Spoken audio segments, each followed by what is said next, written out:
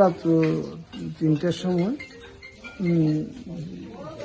পাশের বাড়ির লোকের চেঁচামেচিতে আমরা উঠে দেখলাম আমাদের বাড়ির পিছনের ঘরটাতে আগুন লেগে গেছে। আগুনটা কীভাবে লাগছে এটা খুব সম্ভবত কারেন্টের লাইনের শর্ট সার্কিট থেকে হয়তো হইতে পারে। এছাড়া তো আর কিছু। কটার সময় রাত্র 3টায়। কি মানে ভাড়াটিয়া থাকতো?